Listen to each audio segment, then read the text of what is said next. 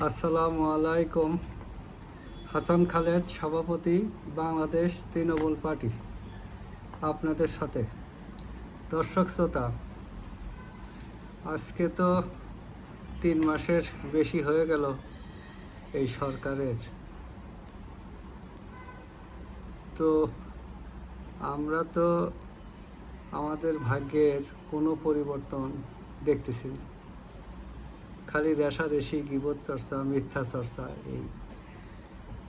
এই শত শত শিল্প প্রতিষ্ঠান বন্ধ হয়ে গেছে, এগুলো খোলার কোনো আলামত দেখতেছি না, পরিকল্পনা দেখতেছি না। তারপরে এই যে ব্যবসায়ী শিল্পপতিরা কারাগারে আটক হয়ে আছে, এদের মুক্তির কোনো জামিনে বিচারে হলে তো তারপরেই হবেই। তারা জামিনে আসতে পারতেছে না। এই শিল্প প্রতিষ্ঠানগুলো চালু কীভাবে হবে? তারা নাকি 60,000 কোটি টাকা বরাদ্দ রাখতেছে বন্ধ হয়ে যাওয়া শিল্প প্রতিষ্ঠানগুলো চালু করার জন্য, যে টাকাটা একেবারেই অপ্রতুল। তারপরে মালিকরাই যদি বাইরে না থাকে, তাহলে শিল্প প্রতিষ্ঠান চালু কীভাবে হবে? এটা একটা প্রশ্ন থেকেই। বেকারত্ব হু হু করে বেড়ে যাচ্ছে। বিনিয়োগ নাই, বিনিয়োগ কিন্তু আসবে না। আমি একটা কথা এই যে আপনাকে বলি, আপনাদেরকে মনে রাখবেন, প্রতিবেশী একটা বৃহৎ রাষ্ট্র, পৃথিবীর সকল দেশেরই প্রায় বিনিয়োগ ওই দেশটাতে আছে। ওই দেশের সাথে যদি আমাদের সুসম্পর্ক না থাকে, আমাদের দেশে বিনিয়োগ আসবে না।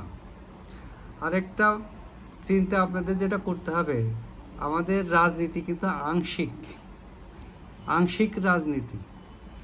একটা ক্ষুদ্র অংশ এখন আমাদের দেশের নেতৃত্ব দিচ্ছে, বৃহৎ অংশের প্রতিনিধিত্ব নাই। এই একটা পয়েন্ট অফ ভিউ থেকে বিদেশের বিনিয়োগ আসবে না। ওই আপনারা দেখছেন না, ডাক্তার ইয়ানুসের সময় ওই যে এক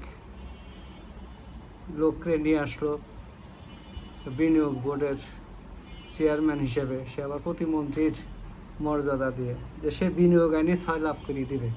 চারানা পয়সাও কিন্তু বিনিয়োগ আনতে পারে নাই এখন পর্যন্ত। সেই তো এখনও বিনিয়োগ বোর্ডের চেয়ারম্যান আছে, এখন পর্যন্ত চারানা পয়সাও বিনিয়োগ আনতে পারেনি, আসবে না। বিনিয়োগের শর্তই হচ্ছে রাজনৈতিক পরিবেশ স্থিতিশীল থাকতে হবে। আমাদের দেশে তো রাজনৈতিক ভারসাম্য নাই। কে এখানে টাকা খরচ করবে? বাইরের দেশে তো প্রশ্নই আসে না। বাংলাদেশের মানুষ যারা পকেটে টাকা নিয়ে বসে আছে, তারাই তো বিনিয়োগে যাচ্ছে না। বিনিয়োগ হলে চাঁদাবাজির সম্মুখীন হচ্ছে। যেখানে মব আছে, আইনের শাসন নাই, সেখানে আপনি টাকা ব্যয় করতে কে যাবে? প্রধানমন্ত্রী বললো আই হ্যাভ এ প্ল্যান, কই সেই প্ল্যান? খালি দেখি খাল কাটে, খালি এখন দেখি যে আবার কদিন আগে দেখলাম বাচ্চাদের গাড়ি চালাইতেছে, এখন দেখি আবার ট্রাক চালাইতেছে। আমার তো দক্ষ ট্রাক ড্রাইভার, আমার প্রধানমন্ত্রী দক্ষ ট্রাক ড্রাইভার বা ড্রাইভার বা কোদাল দিয়ে মাটি কাটতে এক্সপার্ট, আমরা তো সেটা চাই না।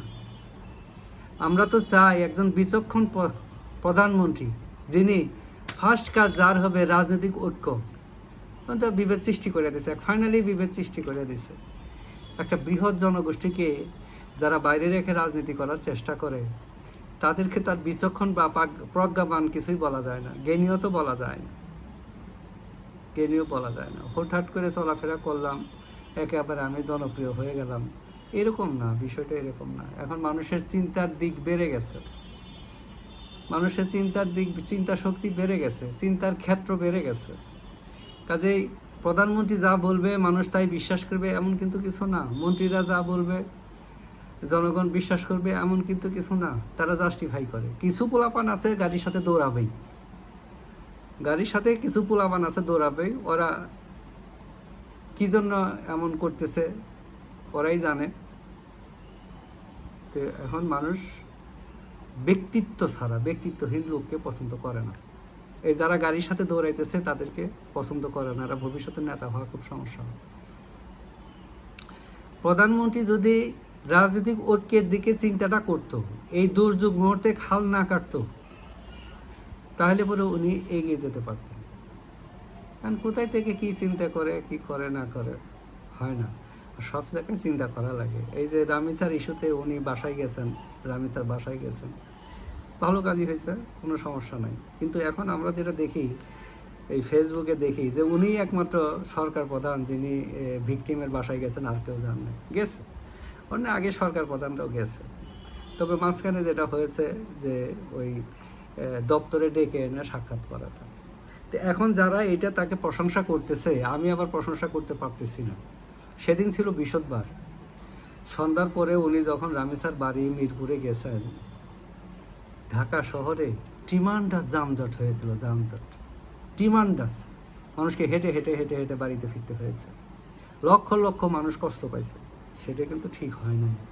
প্রধানমন্ত্রী যেইখানে যাবেন আগে সেটা চিন্তা করতে হবে, ওইখানে জনগণের কষ্টটা কি পরিমাণ হতে পারে। আমি বুঝি তিনি পাবলিক সেন্টিমেন্ট চিন্তা করে ওইখানে গেছেন, এটাও ভালো হয়েছে, কিন্তু মানুষ যারা কষ্ট পেয়েছে, লক্ষ লক্ষ লোক যে কষ্ট পেয়েছে, সেটার কি উত্তর দেবেন?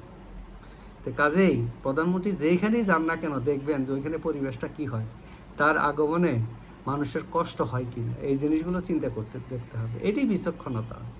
আর ঢাকা শহরে বের হয় তো মুশকিল, প্রয়োজনে যদি যেতেই হয় তাহলে হেলিকপ্টারে যান, কোনো সমস্যা নাই, আমরা রাষ্ট্র খরচ দেবো, কোনো সমস্যা নেই। আর খরচ তো আমাদের দেওয়াই লাগে না, আমরা কোষে লিখে নিলেই হয়। ডক্টর ইয়ানুস তো শিখেই দিয়ে গেছে কীভাবে নিয়ে নেওয়া যায়। ৬,০০০ কোটি টাকা এই বিল বারটা তুলে নিয়েছে, সচিব জানেই না। এই আসিফ মাহমুদ নাকি দেখলাম এলজিডি মন্ত্রী সাহেব, প্রতিমন্ত্রী সাহেব বলতেছেন। তো এই তো, আর তো কিছুই না। আপনাদের তো খরচ করতে দিতে নাই, কিন্তু মানুষকে কষ্ট দিয়েন না। আর রাজনৈতিক ঐক্য যদি না নিয়ে আসেন তাহলে কিন্তু শেষ, একল ওকল দুই কলি শেষ। আমরাও নেই, আপনারাও নেই। তো যেখানেই থাকি ঐক্যবদ্ধ থাকার চেষ্টা করি, ভালো থাকি, সুস্থ থাকি, নিরাপদ থাকি। ধন্যবাদ সবাইকে।